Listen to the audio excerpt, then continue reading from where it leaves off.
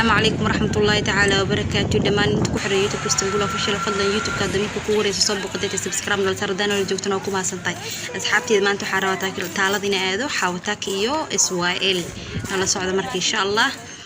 هاليدي حاوي عثمان محمد حاوتاكو أو سويل لو يقاني تاريخ هالجنكي إجمني مدونكي دلك حاوي عثمان محمد حاوتاكو waxa ay ku dhalatay magaalada Muqdisho gaar ahaan degmada Xamarweyn taariikhdu markay ahayd 1925 qiyaas ahaan Xaawataako waxa ay shakhsi aad u adag oo geesi ah waxa ayna had iyo jeer nacbaneed gumeystiyaasha oo dalka qabsaday xilligaas Xaawataako ahayd qof naafa ah oo lugta ka dhintay jirtay kama aysan reebin inay ka qayb qaadato halgankii xurriyada doonka ah waxay had iyo jeer ka qayb gali jirtay banaanbaxyada dhagax tuurka ah oo lagu dalbanay inuu gumeysaha wadanka ka baxo Xaawo Maxamed Cusmaan Xaawataako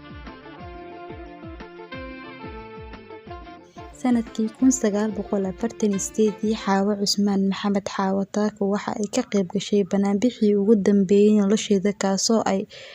qabiyaashii gumeysiga si naxariis la'aan ah ay ugu hibeeyeen rasaas dadkii rayidka ahaa ee banaanbaxay halkaas ayay Xaawataako ku dhimatay iyada oo dusha u suran cunug yar ay dhashay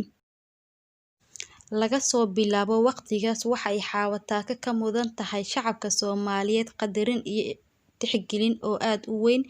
taliskii militarigii oo hogaaminayay Allah u naxariistay Maxamed Siyaad Bare waxa uu Xaawataako u dhisay taalo lagu xasuusanayo taasoo ay ku taalo agagaarka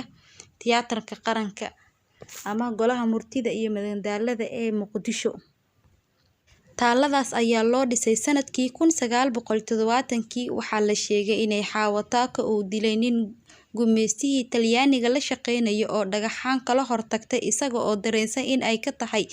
inay tahay abaanduulihii ugu weynaa ee kicinaya haweenka Soomaaliyeed halkaas ayayna u eg tahay taariikhdii